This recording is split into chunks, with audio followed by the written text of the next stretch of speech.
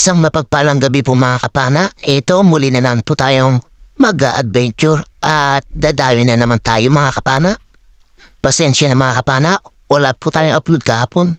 Nabisi po kasi tayo mga kapana at napagod tayo kaya hindi tayo nakalaot at oras natin alas 8 eksakto mga kapana ng gabi. At dito, palabas kami sa aming sabahan mga kapana at medyo low tide pa mga kapana kaya hirap kami lumabas ngayon. At abang-abang kayo sa spot mga kapana na ating pupuntan. Sana swertin tayo at maging safe ang ating dive. 2 hours later. Narito na tayo sa spot mga kapana at nakadive na rin tayo. Pag dive natin mga kapana, eto, nakakita tayo ng luba mga kapana na pumasok dito sa butas. Kaya eto sinisilip natin sa pinaswakan niya. Kaso buntot lang yung nakikita natin mga kapana at tinitignan ko yung kasama ko mga kapana para senyasan. Kaso nakalayo na siya mga kapana. Kaya mag-isa na lang natin ito na hahanapin. At eto tinutusok-tusok natin dito mga kapana sa kabilang butas para sakaling lumabas siya at makita natin yung katawan. Kaso mas lalo siyang pumasok sa butas mga kapana. Kaya eto nanghihinaya na sana ako yan mga kapana. Pero nang pagtingin natin dito sa bandang taas, nakita natin siya mga kapana. Eto, pinana natin mga kapana at nasa pool yung mata yan mga kapana. Kaso eto, malit yung butas. Kaya hirap tayo siyang mailabas. Kaya eto, nagpahinga muna tayo saglit dito mga kapana. At tinitignan na rin yung kasama natin kung nandyan sa malapit. Kaso nakalayo na talaga. At pagkatapos natin magpahinga mga kapana ng konti, ito, binalikan natin yung luba na pinana natin. At ito na mga kapana, dinakma natin yung bandang hasangan para mailabas natin siya. At dito mga kapana ay unti-unti natin siyang nailalabas hanggang nailabas din natin. At ito mga kapana, malaki. Sa bandang mata yung tama at tumagos sa bandang hasangan kaya hindi siya nakatanggal mga kapana. Salamat mga 3 kilowin na rin ito mga kapana. Buena mano natin, malaking luba. Salamat Lord. Bale dating spot lang natin ito mga kapana na lagi din natin pinagkukuhanan ng luba. At hanap ulit tayo mga kapana. Dito ay isang dalagang dagat yung nagpakita. Sa pulkang dalagang dagat ka, salamat. Nakakuha tayo ng dalagang dagat na medyo malapad. Nasa 200 per kilo ito mga kapana. Hanap ulit tayo mga kapana. Dito isang segundang klaseng surahan naman yung nakita natin. Or bading kung tawagin dito sa amin. Sa pulkang isda ka, salamat. Magandang klaseng isda rin ito mga kapana. Nasa 190 per kilo na rin ito. Kaya okay na mga kapana. At masarap din ito na pang ihaw. Langoy ulit tayo at maghanap ng isda. At dito mga kapana, checkered snapper yung nakita natin. Sa pulkang checkered snapper ka, sa pingan naman kung tawagin dito sa amin yan mga kapana. At napakasarap sa tinola or sinigang.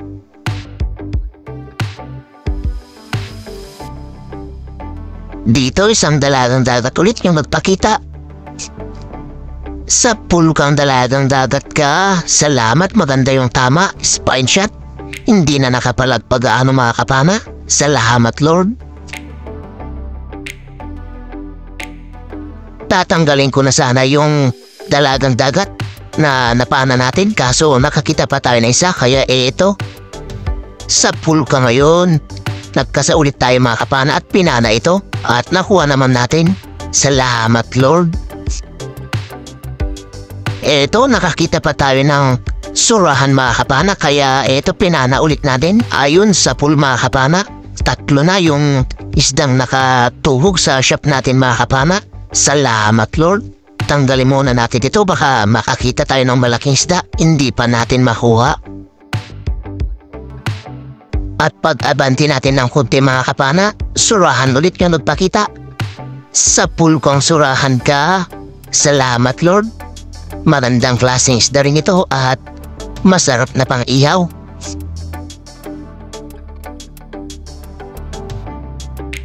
At dito mga kapana, may hinahabol tayo na pusit at malaki-laki na rin. Kaya eto, ang nangyari mga kapana, hindi natin siya tinamaan mga kapana. Pagpana natin biglang kumaripas kaya hindi natin tinamaan at ayun kumaripas na. At hindi na rin natin siya hinabol mga kapana kasi palalim na siya ng palalim. Dito sumalubong ang isang dalagang dagat mga kapana. Sa pulkang dalagang dagat ka. Salamat Lord. Maganda yung tama. Headshot kaya hindi na nakapalagpa mga kapana at malapad na rin ito. Dalagang dagat ulit yung nakita natin dito mga kapana. Eto malapad ulit siya. Sa pulka ngayon. Hindi natin napuruan mga kapana kaya malakas kong pumalag. Salamat at nakuha natin mga kapana. 200 per kilo yung ganito isda sa amin at masarap sa kilawin.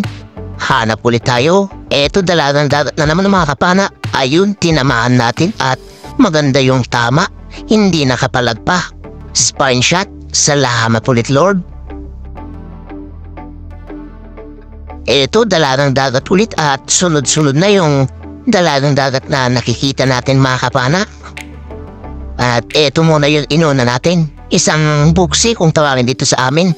At binalikan natin yung dalagang dagat na nakita natin mga kapana. Eto siya, hindi siya umalis mga kapana.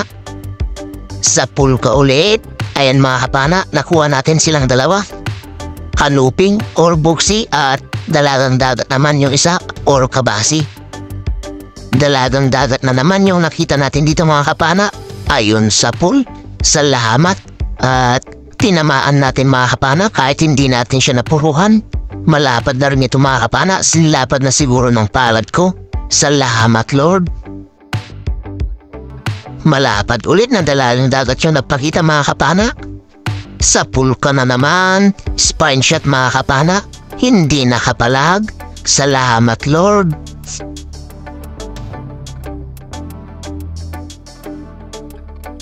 Hanap ulit tayo. Eto mga kapana, dalawang tanggit bahura yung nakita natin. Eto unahin natin, mas malaki. Sa pulka ngayon. Ang lapad na ito mga kapana. Sinlapad siguro ng palad ko tong danggit na ito at kasa ulit tayo para mapanat yung isa. Medyo may pagkamalikot yung unang napana natin mga kapana. Ayun, tinamaan din natin mga kapana kahit ikot na ikot yung unang pinana natin. Salamat at eto meron pa tayo nakita mga kapana. Isang slick unicorn fish or bading adring kung tawagin dito sa amin mga kapana. Good size na rin kaya panahin ulit natin ito. Pang-ihaw mga kapana. Ayun sa pool mga kapana. Salamat at eto hindi pa tumagos yung shop natin kaya tidusok natin para tumagos lang. Salamat. 3 isda yung nakuha natin mga kapana. 2 danggit bahura at siwod ng klaseng surahan. Panibagong pagganap ng isda. Dito may nakapansin tayo na gumagalaw mga kapana. Isang maya-maya pala. Ayun sa pool mga kapana.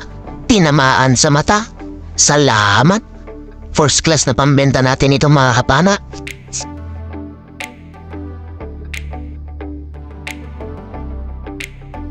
Hanap ulit tayo.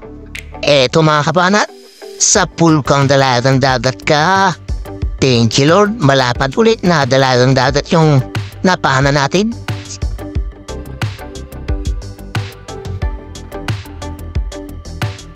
Dito mga kapana, 2 turutot yung nakita natin. At ito yung mas malaki mga kapana kaya ito yung kinuha natin. Sa pool ka ngayon. Ibibigay natin ito sa pinsan ko mga kapana. Nagpapakuha kasi siya kaya ito kinuhanan natin. Masarap daw ito na pampaksiw mga kapana. At dito mga kapana, hindi natin inaasahan. Meron tayo nakita mga kapana na isang luba ulit. At malaki na naman ito mga kapana. Sa pulkang luba ka. Salamat Lord. Mas malaki ito kaysa sa una natin na nakuha. Mag-4 na kilo na rin siguro ito mga kapana. Salamat ng marami Lord. Basing na ito mga kapana at kwartang linaw.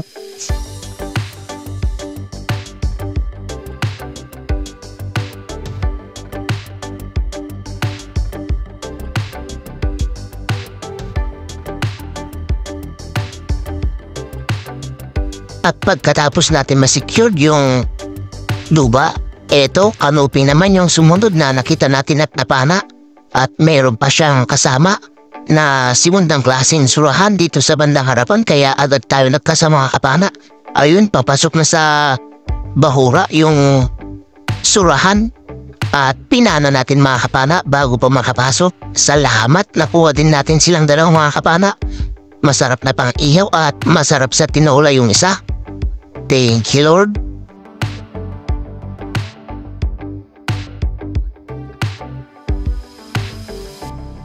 At dito mga kapana, isang lapu-lapu yung nakita natin at ito na rin yung huliin na pana natin kasi pumalya yung makina natin dito mga kapana. Napaahon kami ng wala sa oras at napauwi na kami mga kapana pagkatapos naming maayos yung makina. At amang-amang na lang sa bahay mga kapana at titingnan natin yung mga nakuha natin na isda. 2 hours later.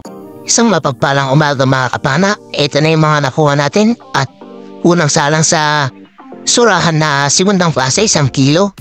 At ito pa yung iba mga kapana, ayan yung dalawang luba natin na malalaki. At ito yung unang salang sa luba na isa. Ayan mga kapana, 3 kilo. Ayan, 3 kilo at 1 gramo mga kapana. At ito naman yung mas malaki. Ayan, 3.25 mga kapana. At ito yung iba mga kapana na isda naman natin. At ito pa yung first class na iba. Ayan, kalahating kilo mga kapana, yung dalawa. Kaya ayan lang yung nakuha natin mga kapana. Umalya kasi yung makina natin. Bumarado yung carburetor natin.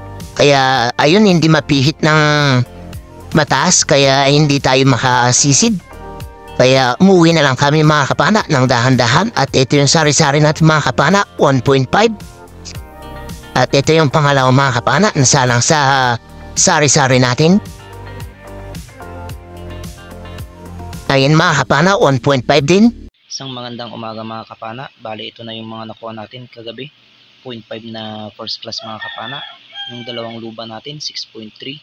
Yung surahan natin na segundang klase, 1 kilo. At yung iba naman mga kapana ay pinang-ulam natin. Yung sari-sari natin mga kapana, 3 kilo. Yung danggit natin na 2.4. Kaya ito 11.2 kilos yung pinatimbang natin mga kapana na pinabenta.